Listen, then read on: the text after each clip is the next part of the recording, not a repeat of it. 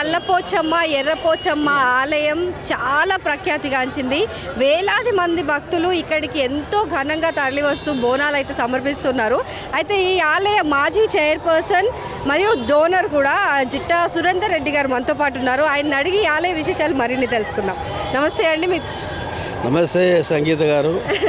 నమస్తే. ఆలయం అయితే చాలా కలకల్లాడిపోతుంది. అసలు సంతోషం. ఇంత వైభవంగా ఈ ఘనంగా ఈ బోనాల పండుగ ప్రతిసారి ఇంత వైభవంగా ఎలా నిర్వహిస్తున్నారు? అయితే నేను గతం ఒక 27 సంవత్సరాలు చైర్మన్గా కార్యక్రమాలు నిర్వహించడం జరిగింది. ఆ తర్వాత దాసరి కృష్ణారెడ్డి వారి బృందం, సత్యనారాయణ రెడ్డి గారు, శ్రీకాంత్ రెడ్డి గారు, ఇంకా చాలామంది అటు చెప్పుకుంటూ పోతే చాలామంది ఉన్నారు. అందరూ సమూహంగా సమైక్యంగా కలిసిమెలిసి ఈ కార్యక్రమం చేపట్టడం జరిగింది. దీంట్లో చాలామంది కూడా డోనర్స్ ఉన్నారు. ఇప్పుడు అంతేకాకుండా ఏంటంటే మా పక్కనే ఉన్నటువంటి ఇదేంటంటే ఆనాటి నుంచి వస్తున్నటువంటి ఆచారంగా కొన్ని కులాలు అంటే రెడ్లు, బీసీలు, దాసరి, ఓలియాసర్ సంఘం ఇట్లాంటి వాళ్ళంతా కూడా కొన్ని కార్యక్రమాలు చేస్తూ ఉన్నారు. వాళ్ళందరూ కలిసి ఒక దేవాలయం అని, నల్లపోచమ్మ ఎర్రపోచమ్మ దేవాలయం అని, అదేవిధంగా పక్కనే ఉన్నటువంటి అంటే ఇంకా గ్రామీణ వాతావరణంలో మేము మాట్లాడకూడదు, అందరం కలిసి ఒకటి దగ్గర కార్యక్రమం చేస్తాము. కాకపోతే ఆనవాయితీ ప్రకారంగా వస్తున్నటువంటి ఆ పక్కనే ఉన్నటువంటి మాలలకని ఒక గుడి, ఎస్సీలకని ఒక గుడి, ఎస్టీలకని ఒక గుడి కట్టుకోవడం జరిగింది. దాంట్లో భాగంగా వాళ్ళంతా ఏంటంటే డిస్టర్బ్ చేసి మంచి కొత్త గుడి కట్టుకుందాను ఒక ఆలోచనతో అదంతా కూడా వాళ్ళు కూడా నిర్మాణ కార్యక్రమం చేస్తూ ఉన్నారు. దాంట్లో కూడా మేమందరం కూడా భాగస్వాములం అవుతాం. ఎవరు ఏ నిర్మాణం జరిపినా మా అందరిది కూడా భాగస్వామ్యం ఉంటాం, మా అందరికి కూడా కాంట్రిబ్యూషన్ ఉంటుంది. నేను శ్రీ వెంకటేశ్వర స్వామి టెంపుల్ ఎండోమెంట్ తిరుమల చైర్మన్గా, కర్మఘట్ట హనుమాన్ టెంపుల్ చైర్మన్గా గతంలో పనిచేయడం జరిగింది. అదేవిధంగా ఇక్కడ దేవాలయం కూడా మహాయంలో కూడా 27 సంవత్సరాలు పనిచేయడం జరిగింది. సో ఆ తర్వాత తదనంతరం కృష్ణారెడ్డి, శ్రీకాంత్ రెడ్డి, మంద సత్యనారాయణ రెడ్డి వారు షెడ్ కూడా వేయించడం జరిగింది రీసెంట్గా.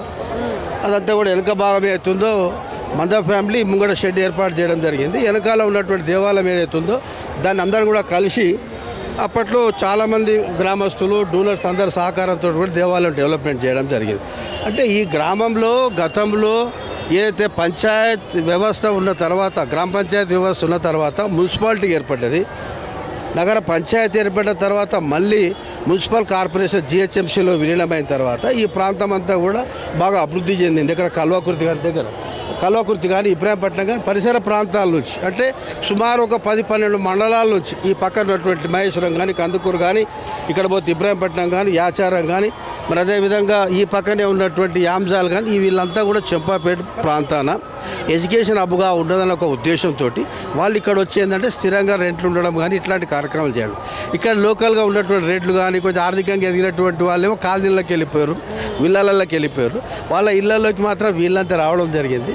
వాళ్ళందరూ కలుపుకుంటే ఇవాళ వేలాది మందిగా ఆనాడు 1000-2500 ప్రారంభమైనటువంటి దినచర్యలో భాగంగా ఇంతింతై మానై మహావృక్షమైనట్టు మరి సమూహం సమైక్యత పట్టరానిగా ఉంటుంది. మీరే చూస్తున్నారు మీ కెమెరా సాక్షిగా. మరి పరిసర ప్రాంతాల్లో ఉన్నటువంటి వాళ్ళు ఒక్కరా ఇద్దరని అంటే చెప్పలేం. వేలల్లో సుమారు 20,000కు పైచిలుకు తక్కువ అంటే ఇంకా గ్రామాలలో ఉన్నటువంటి బోనాలకు పోయినా కూడా ఇంకా ఉన్నటువంటి వాళ్ళు ఈ మధ్యకాలంలో ఇంకా ఊరికి ఏం పోతాంలే, దేవుడైనా ఎక్కడైనా ఒకటే కదా, ఇక్కడే ఆ కార్యక్రమం చేద్దామని ఒక తలంపుతోటి వాళ్ళంతా కూడా ఇక్కడే ఉండి ఈ కార్యక్రమం నిర్వహిస్తున్నారు. మరి ఈరోజు వేలల్లో ఉన్నటువంటి పరిస్థితి, వందల్లో కాదు వేలల్లో జనాలు వస్తూ ఉన్నారు. అక్కడ పోతే ఇక్కడ ఓలియాసర్ సంఘం అని, అక్కడ జోసే గోందల సంఘం, ఇక్కడ పోతే నవజీవన జ్యోతి యువజన సంఘం, అదేవిధంగా సూర్యవంశీనగర్, గడ్డ మీద మాంకాలమ్మ బస్తీ, కుమ్మర్ బస్తీ, ఏడ బస్తీ ఒక్కటి కాదు ఈ ప్రాంతంలో ఉన్నటువంటి సుమారు 18-20 ఆర్గనైజేషన్ అన్ఆర్గనైజ్డ్ సెక్టార్స్ ఏవైతున్నాయో వాళ్ళంతా కూడా ఈరోజు ఒక్క దగ్గర చేతి అమ్మవారిని కొలుస్తాం. ఈ చెంపపేట యొక్క ప్రత్యేకత ఏంటంటే ఎన్నికల్లో ఇంకెప్పుడేమన్నా మాట్లాడుకున్నా కూడా అలాంటివి మాకు ఏముండే, మేమంతా ఒక్కటే, మేము కులాలు మావి మతాలు మేము అనేటటువంటి ఒక ఆలోచనతో ఉంటాం. ఎన్నికల నాడే ఏదో అనుకుంటాం, ఎవరికి వాళ్ళ పార్టీలో పని చేసుకుంటూ వెళ్ళిపోతాం.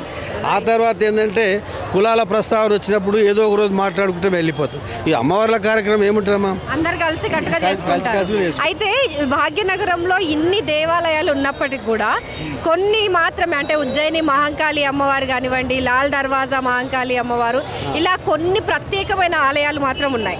అందులో ఒకటిగా ఇప్పుడు చంపాపేట్ నల్లపోచమ్మ ఎర్రపోచమ్మ ఆలయం నిలుస్తోంది. సో కారణం ఏమై ఉంటుంది, దాని చరిత్ర ఏంటి? అంటే నల్లపోచమ్మ తల్లి ఎర్రపోచమ్మ తల్లి ఇద్దరు అక్కజల్లు. అయితే మా దగ్గర ఏంటంటే ఆనవాయితీ అంటే అక్కడ సమ్మక్క సారక్కలు ఎట్లనో చెంపాపేటలో కూడా ప్రతీకగా మా దగ్గర నల్లపోచమ్మ ఎర్రపోచమ్మ అమ్మవార్లు ఇద్దరు కూడా అక్క చెల్లెళ్ళు. వాళ్ళని కూడా మేము మొదటి నుంచి కొలుస్తున్నాం. అదే ఆనవాయితీగా మారింది. ఇది అదే కార్యక్రమం కొనసాగిస్తూ ఉన్నాం.